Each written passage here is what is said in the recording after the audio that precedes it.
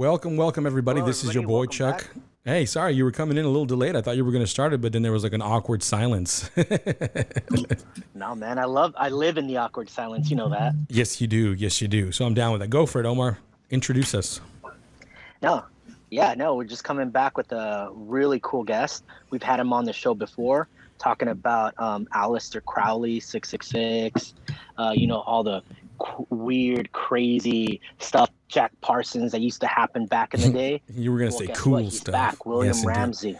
Welcome back, William Ramsey. How you doing, buddy? He's Great. back. I'm doing great. Thanks for having me. It's great to be with you guys again. Yeah, man. It was episode 14 last time we had you, and ever since we've been planning to get you back. I know, back in the day, man. Back when only my mom listened to the show, you know. and then now it's like picking up some steam and stuff like that. Where we're putting out more content, and we wanted to have you back, man, because we've been we stayed in contact and appreciate the books you sent us. By the way, every time we gave options to people on the show, they always pick your books, by the way. You're the first books that are going out. You know what I mean? Well, thanks. Yeah, and so if you don't know, folks, he wrote Abomination. He wrote Children of the Beast, and a lot of good stuff about William Ramsey and the murders happen. Or no, what was Abomination about? Abomination was about the West Memphis Three, what's known as the West Memphis Three murders. Yeah. And I actually went through Children of the Beast, and I haven't gone through Abomination, but you have a lot written. And I like your approach, William, because you have a lot of, your name says it all, William Ramsey Investigates. You do a lot of investigating, and it's not just clicking on Twitter and getting your little bullet point information from there. You do a lot of research, and the books. Not surface level stuff. Yeah. Yes, it's not surface level at all. And so I like that because, sometimes, especially in this realm of knowledge, like what's considered to be fringe or weird or whatever, people tend to just kind of write it off as a 100% conspiracy. There's nothing actually foundational, or nothing, I should say, there's no proof for the claims that we are claiming. But if they go through your books, I think they would think otherwise. There's a lot of information in there. And a lot of footnotes. I try to footnote all my books. Children of the Beast had like 750 footnotes. So you can see what I was reading if people want to put me to the test. Yes, indeed. That's good, and that's great. And I think for the most part, until you were kicked off of Facebook, you were pretty easy to get a hold of, Yeah, I know. Well, I'm going to move to Float. Apparently, you can take all of your information off of Facebook and upload it to Float. So I will be off the tyrant's Zuckerberg's website permanently forever, and I still have all my information. Oh, perfect. That sounds great. That sounds like something we should be doing, Omar. Yeah, man. Let's look into that stuff. Indeed. Float, yeah. You've written a new book, though, right, William? Correct. Global Death Cult. That's why you're on here today. Give us a little bit of information. It's called The Order of the Nine Angels. Right. Atomwaffen and the Slaughter of the Innocents. Right. So the Order of Nine Angles and Atomwaffen are both fairly recent groups. Order of Nine Angles pretty much started in the early 80s in the UK, and Atomwaffen was formulated here in the United States in 2015. And I just followed this ideology that came out of the UK, really a post-Crowley, but also kind of a neo-Nazi. It really is a neo-Nazi ideology, but with a different kind of occulted flavor to it, or an element. Yeah, so I came to my attention, a guy reached out to me for my podcast, William Ramsey Investigates. His name was Igor Sarsky, and he said, hey, this is very similar, because I'd researched this series of disappearances and water deaths called Smiley Face Killers. And I'm convinced that phenomenon is real, but the motive was never, it was always vague, vacuous. Like, well, what's the motive for people abducting men and putting them in water and keeping them for a time? And so he was telling me about this group that once you start reading through their ideas, they're just a terrible group, very Nazistic, very contemptuous of human beings, and very dangerous. And so I really started looking into it and researching it, and it led to this book, Global Death Cult, because it really is a group that is multinational. They're communicating from the US, UK, other groups, and small little, what they would call Nexians, or like almost like a terrorist cells, are in parts and nations all around the world, at least 15 or 20 nations around the world. Now, is this like a grassroots kind of thing? Like someone started it and then did it infiltrate into? Yeah, that's what I was going to ask too. Yeah, no, it's really kind of peculiar. I think it's a very modern event because it started with one guy named David Myatt. He's in my introductory chapter, and either he or people around him, it's kind of fuzzy. Some people make the claims that he's the sole writer, but all of these manuscripts, very small 3-page manuscripts, were being traded pre-internet through P.O. boxes. So wow. You kind of had to be in some kind of underground. And I think this book is an introduction to secret underground ideologies, because Order of Nine Angles is just one, but he started out, or somebody started out, compiling these little manuscripts, and you can literally see they were photocopied and sent out around the world. And then those manuscripts grew and then got compiled into books. So it'd be like the Sinister Tradition or Naos or the Black Book of Satan. And then it became just this corpus. Right now, there's probably 10,000 pages of material for the ONA. It's very substantial. And somebody of a very high intelligence has compiled this. And then I think with the internet in the 90s, mid 90s, late 90s, I think it just really dispersed so people could access this research. And it's not like somebody's they have this idea of not copyright, but copy left, which means there's no copyright on that material. So it kind of just gets seeded around and picked up. And people in Atomwaffen, the reason why Atomwaffen's in the title of the book, this group in 2015, a real neo-Nazi group, why it's in there is because a lot of the members of Atomwaffen have picked up ideas in the ideology of the Order of Nine Angles. So it says here, I'm reading because the global death cult. Give me a second. Sorry. It says here, global death cult follows these dark ideas which have influenced the American Nazi movement, leading to murders known and unknown. Murders known. Can we talk about some of those? Absolutely. So there's been 5 known deaths associated with Atomwaffen. The 2 members, the guy who started, its name was Russell, and he had members from northeastern the U.S. that came down to kind of his headquarters in Tampa, Florida, and they ended up getting shot by a fellow Atomwaffen member, very close range with an AK-47. So those were 2. And the Atomwaffen, probably not a very big group, 80 to 100 people, but there's 80 to 100 people trying to get into membership. And one of those people trying to get into membership's last name was Giampa, and he was dating his girlfriend. And his girlfriend's parents said, "You got to get away from this guy. He's very dangerous." And they were right, because they caught him in their house and he ended up murdering both of them and then tried to commit suicide. So those were innocent parents who were really warning. And this book really is a warning, a cautionary tale and a warning to watch out for these really dangerous ideologies. So they ended up dead. And I think that was outside of D.C. in Northern Virginia. And then an Atomwaffen member in Los Angeles, his name was Woodward, actually in Orange County, had an old high school friend that he stabbed to death in a park. And it was a tragic death. It seems like he lured him out, and he was Jewish, so it had a real racial component. And I think the DA's name is Rakowskis. He added on a hate crime factor to his prosecution, excuse me. But I think it's interesting because a lot of these cases are very recent, and they have not prosecuted actual Woodward. He's been in jail in Orange, California, I think since 2019 because of COVID. So that delayed the trial. So he's not even in jail. So those are 5 deaths associated with Atomwaffen. There was one murder that's known where a guy was arrested who also has not been in trial yet. His name was William von Neutegem out of Toronto, and he is a known member of ONA or was influenced by the ONA. He had stuff on his social media that showed that he was kind of associated with one of these Nexians or chapters or cells. So he seemed to be following them. But he also and you can go to his YouTube channel right now and look up William von Neutegem, and he's doing one of these satanic occult chants that chant C-H-A-N-T-S. Yeah. He's literally chanting and in front of kind of ritual implements. And so he's doing that, but YouTube won't censor that though, right? Right. Excellent point. Very excellent point.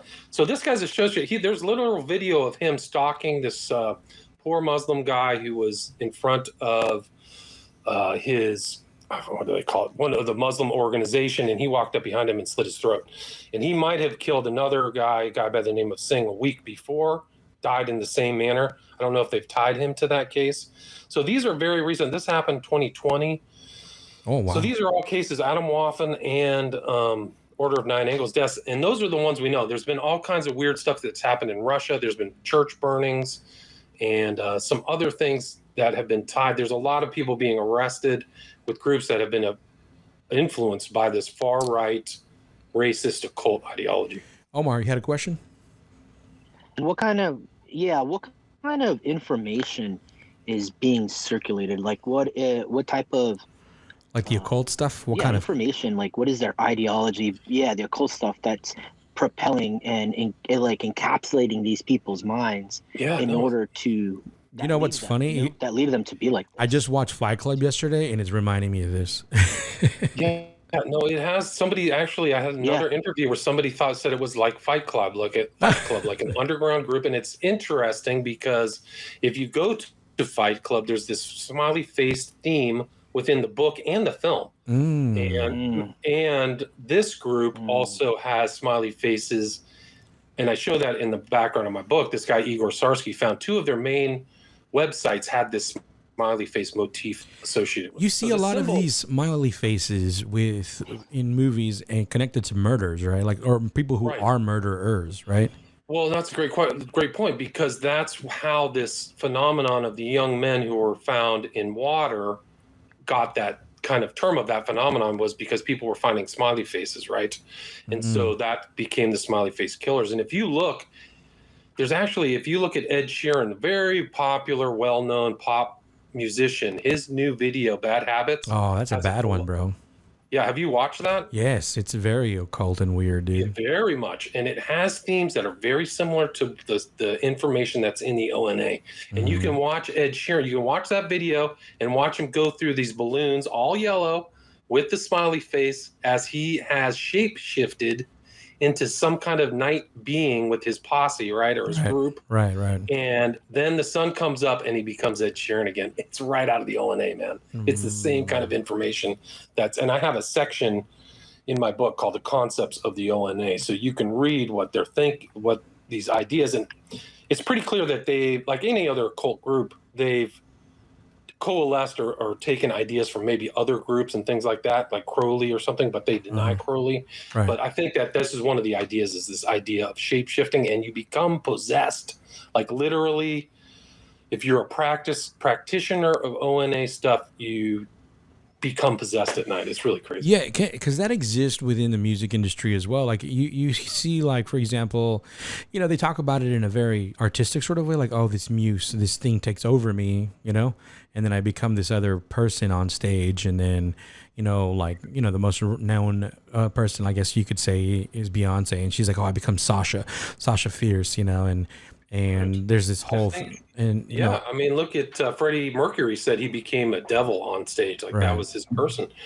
So there's some channeling elements, very occult, non-Christian, very occult stuff. But yeah, you can see, if you, like, I'm keeping my eye out for the smiley face symbol. It's in a lot of places, not just Fight Club or Ed Sheeran. Right. Yeah. I think the one I was remembering was from the movie Watchmen. We had the comedian, he gets murdered, and then right when he gets murdered, blood lands on the smiley face.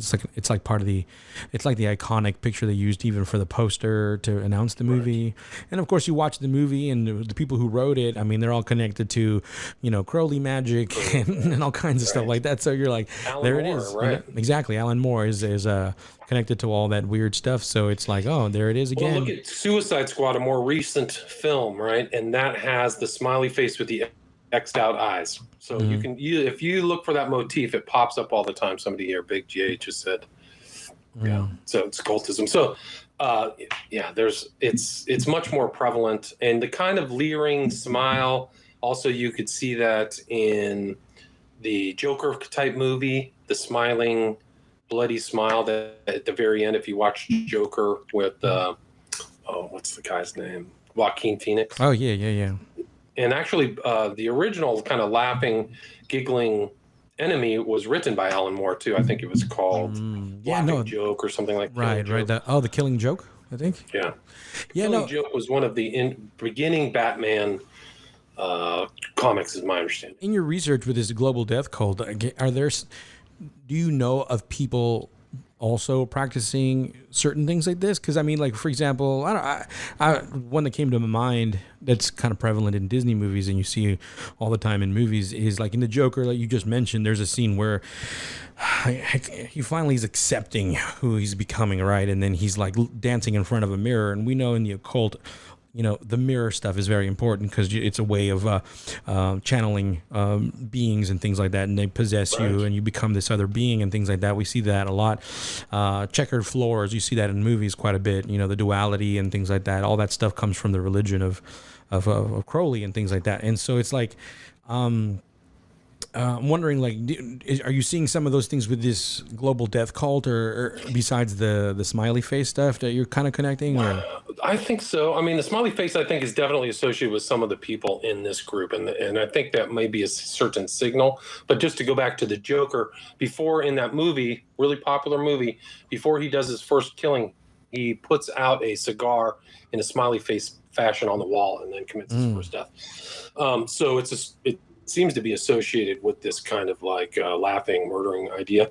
But this group has a weird mix of occultism and Nazism, which is a lot. I mean, a lot of those top people in Nazism were occultists. Right. But what they did, it's not like, I think that the founder found that they're not going to have popular support after World War II. Mm-hmm. And so I think he kind of created this alternate group for smaller people to enact kind of evolutionary Nazi ideas, but in smaller groups. And everything, there's no, Nazis marching together and giving out literature, but it all is in small cells, committing acts late at night. So it's always at nighttime, and all these varying orders and varying ideas all take place kind of in forests. So you see the forest or druidic motif, and there's, it ties in, like there's other people who are Satanists who've been involved with the ONA. So people come and go. One of the guys' name is Ford, and that Ford was one of Damien Eccles of the West Memphis Threes, people he idolized. So you can see these odd connections of this group, but they have an external communication, but they also have an oral tradition where they're exchanging information face to face. And I also show they use PGP keys, so they're clearly communicating using encrypted communications. So there's some stuff within this group I don't know that may only be exchanged between people who have been initiated. Omar? In their fifth, so in the original documents, the beginning documents of the ONA, they called it the septenary system, meaning the 7-step system. And in that fifth system, the fifth part of the system, you literally have to kill somebody. Oh gosh! To get up to the top. Yeah. So it really is a death cult. That's the title of the book. Go ahead, Omar. And what's the purpose of? What's their goal? A long-term goal is they have an idea. Yeah. They have an idea of a dark imperium. So one of their internal goals is to create a new system slowly with seeding these little Nexians or cells all over the world and put in this imperium, this kind of fascist imperium. Religious and political in nature, or is it just Al-Qaeda? Absolutely. I mean, you could say Nazism was a religion, so they have their own Al-Qaeda, religion. Man. Yeah, no, it's Well, okay. Well, I'm glad you said that, because this group believes in infiltrating different groups. So the main founder, they have this concept of insight roles. And so you join groups to infiltrate and inject ONA ideas. And the main founder went from being a neo-Nazi to strangely joining the most conservative or far most radical Muslim group, right? And to an outsider, that would be like, what is this? This guy doesn't have any real integrity. But if he had integrity to chaos and destabilization and accelerationism, then it would make sense. So some of these guys, you'll see that they have integrated really radical Muslims into this Nazi or fascist ideas. So, and you wouldn't believe that it would be there, but it all comes out of the ONA, in my opinion. So the guy, when I talked about Russell and the two young men who were murdered in Tampa, Florida. The guy who shot him, Anders, became a far right Muslim, and a young person. Like, what are you doing? This guy's like, how would you make that leap from kind of internet online trolling Nazi to a radical Muslim? It was very strange, and they were teasing him for it. Right. The two guys who ended up dead, and that's why apparently he shot them. A big concern of mine that you're bringing up is that you're saying that they're trying to infiltrate different things. I feel like this is, I don't know. It's already rough as it is right now with the left and right paradigm, and we got a lot of issues during this time since the presidency, our last presidency, and they've really been pushing that agenda of like the right they're terrorists, you know what I mean? And they're domestic terrorists, and I mean I've been hearing all that is thrown around for everything now. Domestic terrorists, everything's a domestic terrorist now, and so sounds like a psyop, dude. And part of it is, I think. Yeah, and what I'm concerned is because you say, like in the preface of your book, that it's trying to infiltrate our American military, and so it's kind of like, how does that look like? What is it that they're trying to do, or what information have you seen that makes you think that they're infiltrating our military? These far right groups, the farthest right groups, are trying to get experience in the American military. Now, that's very different than a political group like the Democrats hammering on we're being infiltrated. So that's very useful for them politically. But I think these are very small fringe groups. The problem with them is they're violent, and that's what makes them dangerous, right? Mm-hmm. But if you look through my book, I reference a lot of these guys who are reading the Sinister Tradition, which is a compilation of a lot of ONA manuscripts. They're in the military. They're getting training. And a lot of these guys are asking questions. People are in the National Guard. There was one guy who was during the riots in D.C. He was in the National Guard, who has ONA connections, perhaps. So I do, and I think that even the founder of Atomwaffen seems to have had ONA ideas to become these insight roles, and he joined the National Guard after starting his group.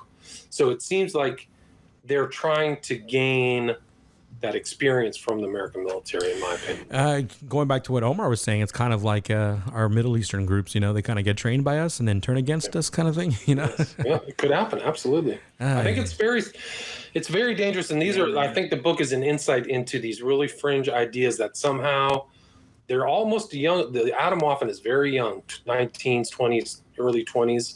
Wow. And how this new environment of the internet has allowed these people to access this information. And it doesn't take, it takes 1 out of 1,000 or 1 out of 10,000. So somewhere somebody's on 4chan, 8chan, some of these weird message boards, they get brought in, and then this is like, oh yeah, this makes perfect sense to me. We are, the world is collapsing, and this is where it is. And they're very nihilistic, right? And the ideas of Atomwaffen is actually to accelerate to a post-apocalyptic world. So it's almost like a biblical element, because they really almost kind of want to bring about what the book of Revelation says. Yeah. Someone's always trying to mention. You can kind of see, you can kind of see how they can go into this type of ideology based on the current culture, Right. Because if it is a neo-Nazi type of new Nazi type of mentality, obviously these are going to be white young men. And culture right now is really harshing on young white men, saying, they're responsible for everything. Everything is white man's problem. And so that alienates them, and then they find these things online, and so that propels them even more to actually follow into these types of ideologies. I agree. I can see how they can fall into these kind of things, man. Yeah, I'm not optimistic. I'm not optimistic. Sad. Yeah, I'm not optimistic. Do you know a little bit more about his upbringing, Atomwaffen? Because when I read, or when we talked about Crowley, you can kind of see, like Omar just said, what propelled Crowley to become Crowley. That very rigid Christian background, that and all that bad theology and things like that, and you can kind of see what helped mold him into what he became. Right, and I think that these guys, a lot of that guy Russell is in jail. He's serving out a 5-year sentence. They've also just put some new guy Dymock in the UK, who was in an affiliated group called Fewer Creek. There's Sonning Creek, Fewer Creek, Adamwaffen. So there's all these little subgroups, and they actually got banned. Australia just banned Sonning Creek, and if you're a member of Sonning Creek, you get a 10-year sentence. So you mandatory sentence. So you can't even become a member. And it's interesting because on the list of banned groups of Australia, and this is very recent, this is last month, there's about 17 radical Muslim groups and then one neo-Nazi group. So they're figuring out it's bad. But the founder, Russell, apparently came from a well-to-do family, and he either had ADHD, and there's a very predominant strain of like Asperger's, ADHD, and some of these guys. So they're online a lot. They're communicating online. They found this one site, Iron March, where a lot of them were streaming with each other and talking about things. So I think that you're right. The alienation and the modern culture is driving some of these guys to join these far right groups. So I think that the current cultural war is going to create more warfare, like literal warfare. You had a question, Omar? Yeah, I think that's the goal, to create all this division. No, it's just that I think that's one of the main goals, is to create division, is to create chaos. And because where there's chaos, they can obviously, when I say they, I mean like the powers that be, the people who are actually in charge of these subcults, they're in charge of all of these different types of groups, can find opportunities to seize more power and seize more money, seize more land. Right. Well, look at what happened at after Oklahoma City. The changes. The current head of the Justice Department was an attorney for back then. So, and it's interesting. So it's coming around again. This guy Russell, who was with Adamwaffen, had a framed picture of Timothy McVeigh on his dresser. So a lot of these former things, and some of these guys they idealized this guy named James Mason, who was a literal American Nazi who wrote a book called Siege, which was a compilation of his missives from 1980 to 1986. And so you'll see siege culture, but they all like siege. And two of the main guys in Adamwaffen actually make this kind of like almost like a Hajj to go see this guy and take pictures with him. So he's really kind of their idea. But it's interesting because in his book, he was an advocate of the lone wolf Nazi serial killer, of whom there were a number of them. There was a guy by the name of Spizak, who very strange person, but like randomly shot people. There's another guy by the name of, I think, Reynolds, who shot Vernon Jordan. If you remember him, he was friends with Bill Clinton, and also the pornographer who's in a wheelchair. I think he's still alive. I can't remember his name offhand, but it's very strange. So these kids who are coming up, very naive, in my opinion, very naive, not a lot of experience, are absorbing this kind of past information. Do you think the growing of this, because you said a lot of this stuff is kind of happening as of late, recently, the last couple of years, you think it's, I don't know, maybe on purpose? Because in the last 4 years, everyone became a freaking Nazi. If you were any form of right-leaning person or conservative, you know what I mean? You get labeled a Nazi, right? Right. So it just seems like, they came along. Like, you think that was just timing, or is it just one of those things? Or well, I don't know. I think that there's definitely, his name was Larry Flint. Thank you, Fire Pixie. He was shot by a Nazi kind of shooter who knew this guy. James Mason knew who his name was. But it gets kind of deeper. You're kind of in an intel background.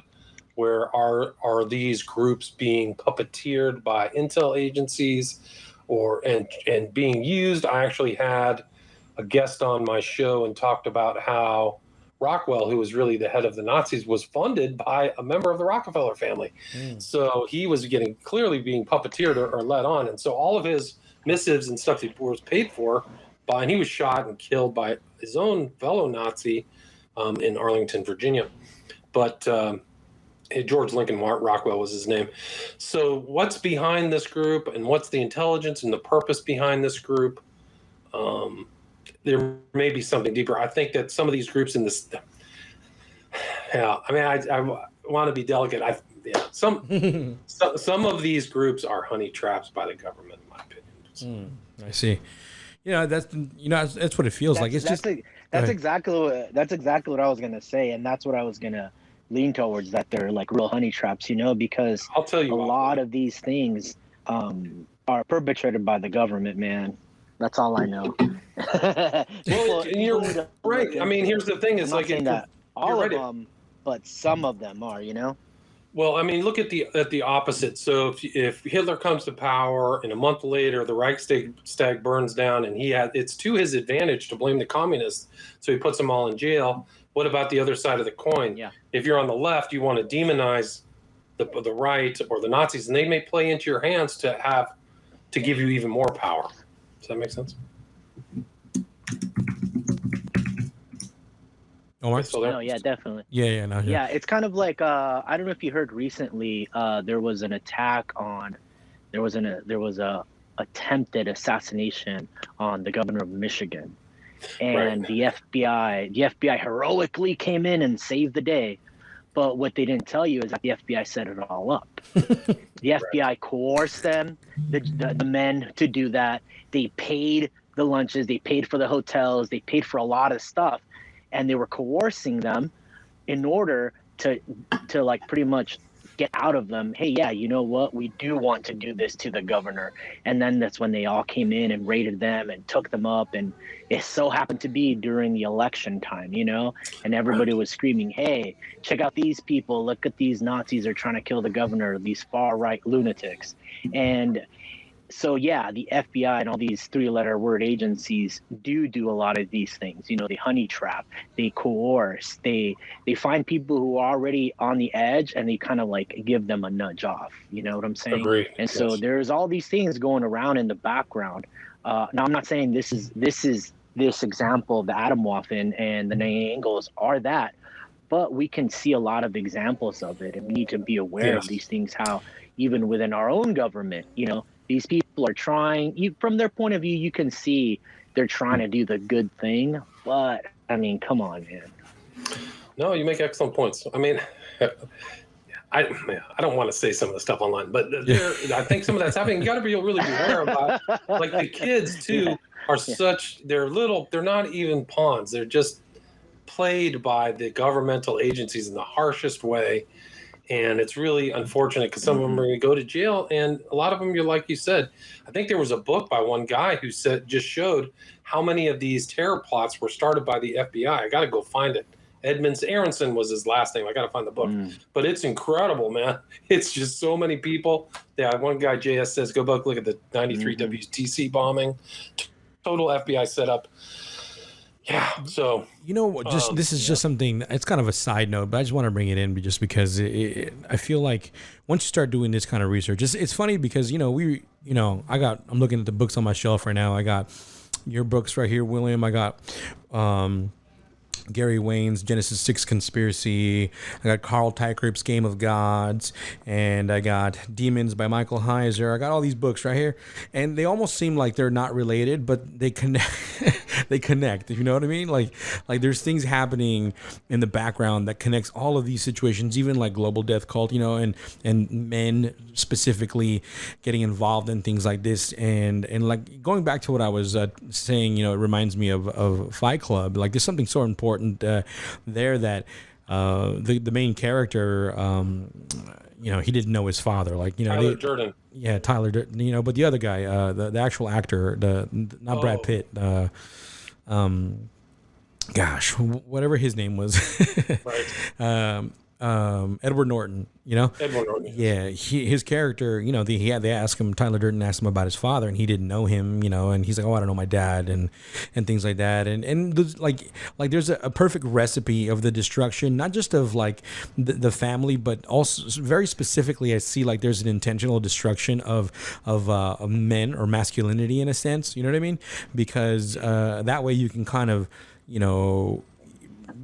use the mind of that man to do anything else, and it's always interesting to me. You mentioned earlier there was a connection with a pornographer that, same thing with like the whole pornography industry right now is a huge psyop, obviously because it's absolutely free, you know what you mean? And everyone can just binge on it. And it's just like, I feel like it's definitely a tool for degrading all of man. You know what I mean? Like, let's just degrade everyone, and then because of that, everyone becomes more malleable, to ideologies, to different things. And we see studies about testosterone dropping, almost 50% in the last 40 or 50 years or something like that.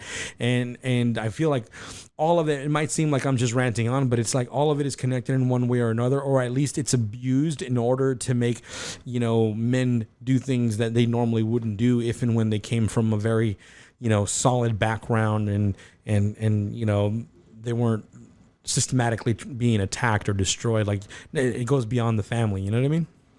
Yeah, for sure. But Omar, you had a question, or can we move this forward? I had another question about so you talked a little bit about the Atomwaffen. What's up with the 9 angles? The order of the 9 angles, you don't. Well, the Order of 9 Angles goes back to the UK. So that's the earlier kind of group that's influenced the more recent group, Atomwaffen, and its offshoots. But the Order of 9 Angles, really, the angles are this idea of there being angles between the planets, and then they have this concept of these portals. So you're supposed to draw down these old chaos gods from Mesopotamia and bring them into our realm. So it's a very hardcore. It has sounds like Hellboy. A satanic element, but it also has this Lovecraftian element. Yeah, is that part of the? I'm looking at the cover of your book, and I can see what looks almost like a pentagram. And it's almost like a pentagram is their symbol. Yeah, that's the 9 angles symbol. That's the 9 angles. Yeah, that's what I'm looking at here. And it actually reminds me of kind of like the Kabbalah tree kind of thing as well, a little bit. The guy who started it was actually very ethnocentric. So he did not, like Crowley didn't have a problem integrating Jewish occultism, but this guy doesn't have anything. It's all very Anglo-centric or something. So he has this idea, not the Kabbalah tree of life. He has the tree of word, WYRD, which is somewhat synonymous with fate. So this is like your tree of your fate. So there's a lot of stuff that he brought into that. It's kind of play on the Bible, the word, the Bible, a little bit. Yeah. Well, his idea, so he has this idea of this, and so the Nazis had their idea, like they were better than everybody, they were master race, but he has this idea of they're going to be Homo Galacticus, so they're going to triumph over their enemies and seed the planets of the galaxy. And there's Homo Huberiati, or these what he perceived as arrogant people, and they are people who can be put on the for culling, which is really a husbandry term, but be killed. And so they have different steps of these people being killed, how you select an Opfer, they call it, which is a German word for sacrifice. So he definitely had this kind of us and them mentality, super adversarial, and they were special, and everybody outside of who isn't an ONA is Dross. In your research, were they ever successful like Crowley in reaching an entity or a chaos god? Because we heard Crowley get ideas from AWAS, and things like that. Are they just saying that they do and they move forward with this, or? I don't feel like I didn't see anything where they were getting information from a god like Crowley had, AWAS in 1904. It just seemed like there's a little bit of mystery. He said he found a book in like 1974 that was about dark gods in Mesopotamia, and there's 21 of them, and he integrated them into the original corpus. They had all these other kind of things that seem to have died out as the group has morphed. Like they had the Stargate, which they actually can use as a form of cryptography. So it was very smart. There was a very intelligent guy, but. Yeah, I didn't see anything there that they were really in community. They were supposed to presence these dark gods, but there wasn't as much seemingly like in 1985, I presenced this dark god and he told me this. Didn't seem like there was much of that.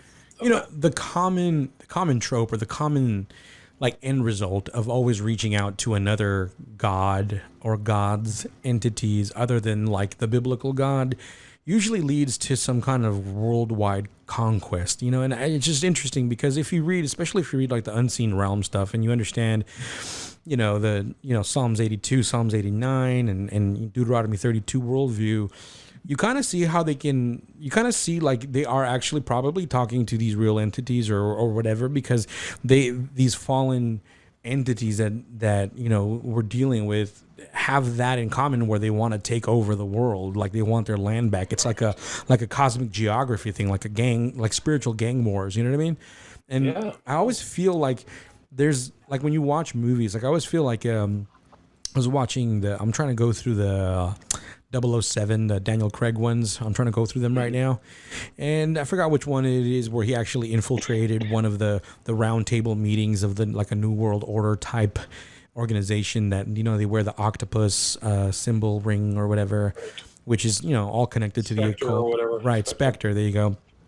He actually makes it up there, and they mentioned, oh, there's a New World Order trying to happen and whatnot, and they work together with things. And you see in part 2, they're faking droughts in order to promote a United Nations type green company. And I'm like, well, that sounds familiar. You know what I mean? And then, Yeah. and so, but one of my point is that like every time these cults or Aleister Crowley type fellows or anybody reaches out to these other quote unquote entities, it just, there's always that same plan that was like in the Old Testament, like, hey man, let's go back and let's dominate the land. Let's take over. You know what I mean? And it just makes it's just so curious because I can't even see, you know, or read anything now without that lens, because you can kind of see like, oh yeah, it makes sense that this global death cult is trying to become, I think, what did you call it? Not totalitarian. What did you call them? An Imperium. Yeah, Dark Imperium. Yeah. Or they're trying to seed everybody to become, you know. And I'm just like, yeah, okay, that sounds right. That sounds like the end result of what they would want to do, if and when they're contacting these entities. You know what I mean? Yeah, and I mean, some of these rituals, like you're supposed to go lie down for a night. You're supposed to presence these things within inside you. There's a lot of bloodletting. So I think that, and if you look at some of these groups, like one of these Nexians is in, I think, South Carolina. It's called the Temple of Blood. And their books are like Iron Gates are just all apocalypse, end of the world. You know, it's really post-apocalyptic nightmare type stuff. So that's really what they're gunning for. And they have masks and skull masks they wear, kind of like Death's Head of the Nazis. So you'll see that imagery there. You also see kind of like this noctulian. They call it a noctulian, which is a noctulius is a bat. So they have this concept of being bat-like, so you fly at night and see everything that nobody else sees. Mm-hmm. And all of their stuff happens late at night, like all their books and they have this like learning fiction that's really almost like an Aesop's fable. It's supposed to teach you something, mm-hmm. but it's obviously fictional. But it's like, who runs this town? And there's guys traveling. I mean, it's incredible. I mean, you can listen to the 3 interviews I've done with Sarsky because he's got all this stuff down. He understands a lot of the kind of mythos of the Nazis and the ONA. But like these groups, they go out, they're talking about avoiding CCTV video. They're going to another town where nobody knows you. All this stuff, like they're teaching these people how to be expert criminals. It's incredible. I have one more question about this specifically, and then Omar, if you have another question, we'll go from there. But I'm wondering, no, go ahead, man. How is this getting spread? Period. Like, how do they go about it then? Like, how are they spreading this gospel or this message of hey, let's move this forward? Is it invitation only, or like how are they reaching out? Like, how does that work? That's a good question. So they originally, like pre-internet, they would get these missives, and people would see if they want to be owned or a member of the order, and then the order would suss them out, and then they would have to fulfill certain things to join the ONA. And then with the advent of the internet, it just spread it around. So maybe if you're in occult circles, somebody would say, yeah, I know this group and I'm a member of the OTO, but I'm also know this guy in the ONA. Are you curious? And then they would reach out to you. And it just kind of grew and metastasized like that. as far as Atomwaffen is concerned, everything was from the far right. People were communicating through the internet, but you would have to move up in membership and become an actual member in the two-tiered system. My understanding, you would have to do these does that cost leafleting money? things. So they have these posters, and you can just type in Atomwaffen posters into Google. They have these posters. These guys with young kids, 18-year-old people would go and post them at colleges and things like that. And that was there, and they would show a picture of that. It seems like they would show a picture of that to somebody higher up in Atomwaffen, and that would be their kind of entryway to initiation and become an insider. But there's a lot of steps within the ONA. Like I said, it's a septenary 7-step way, the original way it was planned. So I don't really know what the mechanics is. There's been maybe one whistleblower who's talked about it, but it's a very small group. I mean, I think that there was a scholar or an academic who researched the group and said its membership is probably only 1,000 to 2,000 people globally. But I don't really know. But it's very strange because there was a preset ideology within the ONA, but it's spread out. So you could have people who are just independents who don't really even want to join the group, but are integrating their ideas into their life. Omar, do you have a question, or can I move this forward? No, man. Yeah, keep moving forward. Yeah. All right, cool. This is incredibly interesting, and I'm sure there's tons of information in your book, Global Death Cult, and I want people to check it out for sure, and we'll leave all that information later for the people that want to check it out. And but I kind of want to talk about something that's kind of been nagging at me more, and you're kind of an expert when it comes to these things, and I wanted to get into it a little bit. Is the numerology stuff kind of found when certain things happen, even with like going back to 9/11 and things like that. One of your most I don't know if it's your most popular book, at least it was one of my favorites, is the one where you talk about stuff like that, And Right. That was my first book, Prophet of Evil. Oh, Prophet of Evil. Oh, okay, it's your first book, okay. And so 2010. So where do I start? Okay, so here, the biggest thing that I've been talking about lately, and I kind of post on our Instagram page, is numbers always seem to line up when certain tragedies happen. You know what I mean?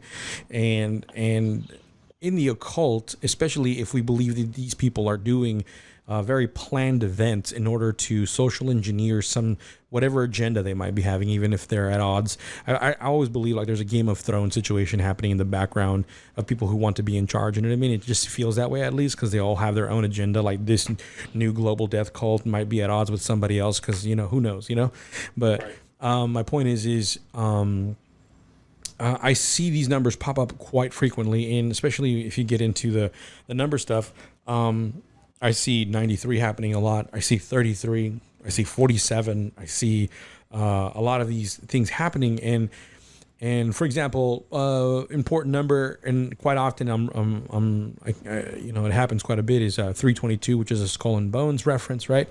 And usually on March, 22nd, something very specific happens somewhere around the world. I think there's terrorist attacks, there's different things, and it's just like, dude, what's going on with these numbers? And why? What are they connected to? Why are they important? And things like that. Like, let's go back to the OG one. Let's go back to the Twin Tower situation. 93rd floor, right? One of the planes, I believe, correct me if I'm wrong, William, went into the 93rd floor. Pretty close, yeah. Yeah.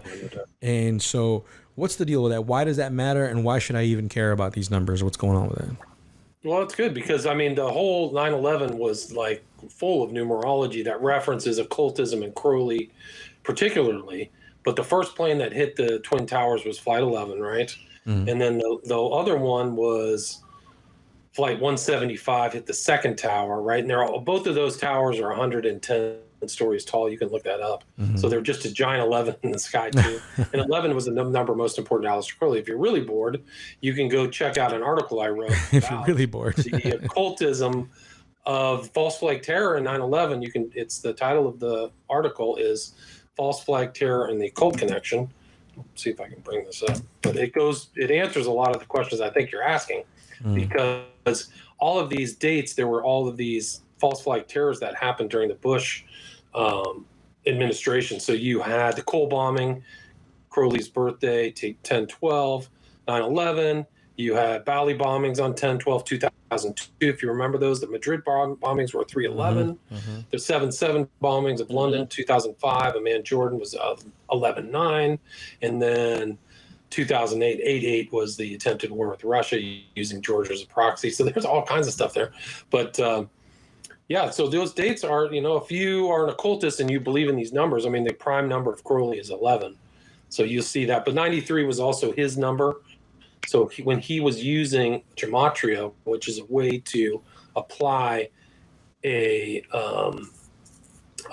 number to certain words, the two primary words of his kind of doctrine in Greek were agape and thelema, both added up to 93. So you can see that number is very important to him. So you see, and the numbers of 9/11 were 1177, 175, 93. 77 is the number of Babylon, the kind of feminine idea of their idea of God. Babylon and the beast can join together. But you'll see, if you look at Crowley's Seal of Babylon, it's a 77. And if you look at his Liber 77, book 77, very important number to Crowley, but he states there's no God but man.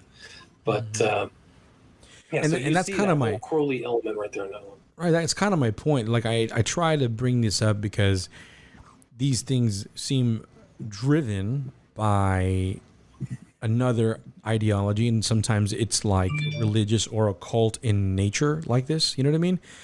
And there's so much ritualistic evidence for it that it's too much to say this is a coincidence. You know what I mean? And when you start looking into certain members in political realms and the types of things they like to read, the types of things they like to promote, the words that they say, like if you listen to some of like George Bush's, for example, like his speeches, he actually kind of references a lot of little occult or new age type, no doubt, kind of words, because he was always talking. What does he say? I'm the entity in the whirlwind or something. He says all kinds of stuff. Oh yeah, he says a lot of weird things that just sound almost spiritually inspirational, and then you might even chalk it away to like, mis amigos. Mis amigos. Yeah, that's so he cool. He shakes his little shoulders and go, mis amigos. Mis amigos. Yeah. I remember if you don't want to read my whole book, you can go to my website and research September 11th, the Occult Connection. And you can see it. And it's so important. The 9/11 event really was an earth-shattering, world-changing event. And that's it was intended to be that way. So WilliamRamseyInvestigates.com? Yeah, that's correct. All right. So you can see all the numbers and all what he said.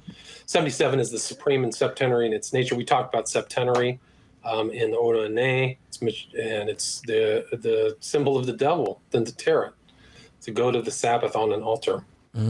77 infernal names of the devil in the Satanic Bible by Anton LaVey. So that's just all there. Are these So, quick question, William. So, are these cults? What are they like in their minds? What do they want to achieve by doing these ritualistic murders? Well, that's a good question. I think that their goal is really to fulfill what a lot of great leaders really wanted to, and that is total control of the earth. And so that's really the new world order. It's kind of the old world order, some people have said, but is to really predominate. And then I think the ultimate goal is really their version. I mean, it's interesting because Crowley adopted and adapted so many things from Revelation into his system, but I think that they're okay with fulfilling the book of Revelation from a satanic angle. Yeah, you know what? I've been in this game. Do they themselves? Go ahead. Yeah. Do they themselves think that obviously you can't speak for them, but from what you've read and what you understand, they themselves believe that they're going to be in charge, or do they think that, or do they not understand that they're just pawns in like this greater game? Well, I think that you can go back from the the original kind of temptations of Christ by the devil, and it's this: God has given me this realm. I say whoever gets in power, and I think that that's their trade-off. So I think that the earthly realm in this time, this era, is a lot of those people sell themselves to the devil for earthly power, and they may have to do certain things to maintain that power. And so they might learn all this stuff. I mean, 9/11 was very powerful, magical ritual, paralyzed people. Even if you believe the cover story of that Bin Laden did it, it was a paralyzing, terrifying event for everybody. If you know that story's fake, it's even more paralyzing and terrifying. So I see that there, and I mean the aggregation of money that was done in the transference of $7 trillion for the war in Iraq. I mean, you can just do the numbers of how much of that was skimmed off. The payoffs of that event and the changes and everything that happened in the country. George Bush at that time, probably in the world, was the most powerful person in the world at that time. Really, more powerful than Alexander, Hitler, anybody at that time, from 2000 to 2008. I see the parallels now with the type of fear propaganda they were pushing during this time. I mean, this was actually terrifying. I remember seeing it when I was in high school. You know, I was probably junior. High school. Yeah, I was in high school, and then I saw the whole event, and then we ended up going home, things like that or whatever. But I remember just now how they're using a lot of it to push this whole great reset that's happening. You know what I mean? And because in 9/11, when that happens, so many things happen technologically in order to push kind of this new world order type government. You know, we were okay with a lot of things because we were so afraid, you know, and so a lot of things kind of set the foundation for something else in the future, which I believe now that's where we're going. That's what's happening, you know, with this whole Rona situation, you know. They're trying to do the same thing with the Rona. And there's a lot of money getting transferred. You know, it's the biggest transfer of wealth. Billionaires, bro. Yeah. You're right. You know, biggest transfer in wealth in history. It was $4 trillion was spread around. I mean, they really put the fear on, zap people's brains, and I was seeing it even getting shown. Like, I was even seeing a lot of older folks saying, "This is our 9/11. This is our," you know what I mean? This, and it was just like, I felt like it was very intentional, where they're trying to push this so that we could be kind of pushed into this great reset, you know, and more than ever do we see, you know, I work for Coca-Cola, right? And there's a lot of things changing within the company because of, you know, what's happening with this, you know, whole Rona situation. And there's a lot of technology changing. There's so much changing within our company, how things are going to be set up because of what happened. You know what I mean? Because of this whole, you know, pandemic situation, you know?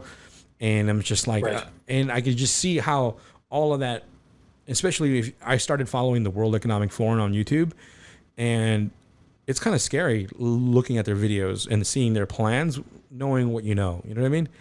I'm kind of like, that's super scary. You know, I'm seeing Klaus Schwab right there just saying, you know, the fourth industrial revolution's coming, you know what I mean? And then, he's part of the aristocratic revolution. So he's pictured with all kinds of leaders, the same New World Order people, probably, who are okay with what happened in 9/11. Mm-hmm. And I mean, I go back into, even in this article, it's Crowley's ideas. It's, you'll observe that I am advocating an aristocratic revolution, and so I am. Well, there you go. That's his views. So this whole New World Order view, and even the Rona, is to maintain the patriarchal aristocracy over a slave state, which basically, I mean, how many people can take a $500 hit to their finances? Like 50% of people would be thrust into homelessness, right? So all the homeless is a sign of the success of this aristocratic revolution. That's funny that you say that. That's exactly how much I lost because of the money the company trying to save money. You know what I mean? Yes. They were like, well, we can't pay you this extra bonus that you got, and it's gonna be like, it was $500 less, and it was like, oh snap, you know what I mean? But luckily I've been able to maintain myself, but still, like, it has been a problem, and especially when I started asking people, because I have a lot of friends in the lower income, I wouldn't say friends, but acquaintances at least, that they're in the lower income bracket. And once I start talking to them, I can understand how this is all of this can be incredibly overwhelming, and it's one of the reasons why people are also not going back to work, because they're getting so much help from the from the government. So Right. and so it's kind of like we have issues with that too. We can't produce enough because of the amount of people buying stuff for home, because we sell obviously more than soda. We sell waters, Powerade, all kinds of different things, and so it's just kind of like a domino effect of things happening because of this whole Rona situation. And I can see, that, well, now I understand that it was completely planned in order to push forward this new era, you know what I mean, of technology and all that good stuff, Yeah. No, I mean, it's all a big push, all those guys together. Brzezinski, the Technotronic Era is one of his books. The Grand Chessboard, Hyper Occultic. You can see on the screen, if you brought up Fight Club, this is from Fight Club. Remember the spherical Kyriatid rolled down and came into Starbucks? Yeah, well, not only that, he attacked the corporation and the banks, Right. Because it was supposed to take out a coffee shop, and also it was like a building that had to do with a bank. So the whole thing, like watching that movie yesterday. 1999. Oh yeah, no, it foreshadowed 9/11. Yes, indeed, and so there's so many things that I saw, and not only that, like the ending scene where all the towers came down. You know what I mean? When he's like, the final two towers are the two towers of Los Angeles. They're the 1920. I can't remember. It's right there at the Avenue of the Stars. They're hinting at it right away, man. Mm-hmm. Go watch that again. The last part of that sequence is it coming down, and he's with a woman. It's a man and the woman, right? Mm-hmm. So you've got like a little bit of gender things there going on. Yeah. I mean, go read the book. If you go read the book by Palahniuk, at the end, he shoots himself in the face, and his face becomes a big smiley face. There you go. See what I'm saying? Yep. See, it's just like the more you know about the symbols. That's why I brought up the numerology, because it's like it comes up so often and people don't notice it because it's hidden in the dates or hidden in the day or so many days happened after this other day. Like, for example, like were you aware about like all the numerology connected to like the George Floyd situation? No. Tell me about it. So I'll send you some links. It's too many to talk about, but basically, there's a connection someone made between what was it, Omar? Like, do you remember how long he was on his neck for? That he was connected to something in 9/11. Do you remember that? I forgot the numbers exactly. I'll send it to you, but here's some more numerology in Fight Club. Yeah. Go ahead. There's more numerology in Fight Club. That is Tyler Durden's a 5 and a 6, right? He adds up to 11. Oh, so his alter ego is basically a magician. Go read the book. I mean, I did a lot of inquiries into Fight Club for my documentary Occult Hollywood. So if you want to go to Vimeo and type in Occult Hollywood Volume 2, you can see how far-ranging in the book, and it's all about human sacrifice. The soap is about sacrifice. It's about sacrificing people. They talk about it. That's exactly right. It's much different than you'd think. No, that freaked me out when you realize he makes soap out of people's bodies, you know? Well, so there's a sequence in the book where he says the human sacrifices in Ireland with the fat, it's very grotesque, but the fat would render out, flow down the street, and people would pick it up and make soap. So that's the intimation. That's what they're referencing is sacrifice. Well, that was one of the things they had to do to be part of his death cult, pretty much. You know what I mean? No, you're right. It's kind of a monastic death cult. Yeah, and in order to get in it, you have to do all these things, and then one of it was a human sacrifice, and it was just like, goodness, man, it's just so much to do with this 11. And someone mentioned in the chat earlier, Jesus was born on 9/11, and there's a lot of speculation that they do things intentionally to counter the biblical stories, you know what I mean? And that's why they're occult rituals, because it's likely he was born on 9/11, and so this is a good time to do our own sacrifice, and almost and someone had tied it to like the day of Pentecost, you know what I mean, where they like almost 2,000 people died or something, and then there's this whole situation between when the Pentecost happened and 9/11. There's all these connections with numbers, and it's the same thing. And so also the number 33, Jesus died at 33, you know what I mean? So I hear like in their occult beliefs, a lot of them, they'll do things like that because it's kind of like celebrating the fact that the quote unquote savior of the world died at 33. So it was like almost like pronouncing their victory over the so-called savior of the world, which is why they do things in 33s as well, Right. And things like that. Well, it's interesting because this group, the Order of Nine Angles, has and all of these groups do, whether it's Hubbard, Scientology, OTO, Crowley, is a real hatred of Christ, and they would call him a Nazarene. And they have a special animus towards Nazarenes and Christians. So it's part of their doctrines is really a hatred of that. We would call it maybe Judeo-Christian. Mm-hmm. So they wouldn't actually point it out as like an ethnic group, but as an ideology, they hate Christianity, the Order of Nine Angles. Mm-hmm. Yeah, that is interesting. Omar, you got another question?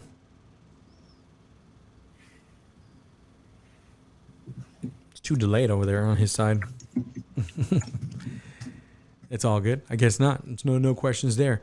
Well, we had you on for. No, man, I'm here. Yeah. Yeah, I'm a little bit delayed. I'm listening in, man. It's good. All right, cool. I just barely came in, and yeah. So, well, we've had you on for about an hour or so already. Is there anything specifically you want to mention about your new book that you could have got into, but we didn't? And well, I mean, there's a lot of information there. A lot of it's unique. I think it's important for people to understand that these weird subgroups are going to be more prevalent. I mean, you've seen cults in the recent past, but this is a particularly dangerous group. And also the far right ideology. You don't want your family members involved in it. It rots your brain. I likened it to like a dark book from some horror movie. When people get in touch with this, it changes their lives and their lives of people around them too. So you got to really watch out, and you don't want to get caught up in a honey trap by the government either, which should keep you out of some of these far right groups. Right. Which some of them I will not name, but you don't want to get suckered and played like a chump, and become somebody's really kind of pelt. Like literally, they will scalp you and dance around you if you're 18 and you fall for some of this nonsense. So you got to be super careful. You can get my book.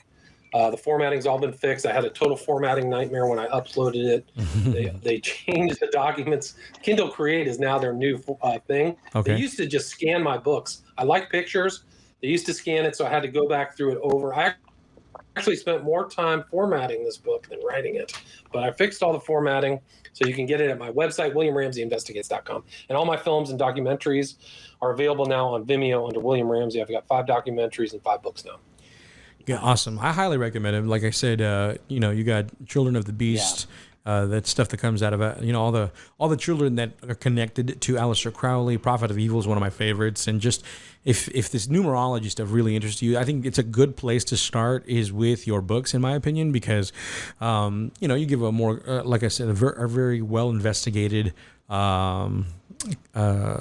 connection to numerology and things like that. So I really appreciate the work that you do, and thanks for coming on with us today, man.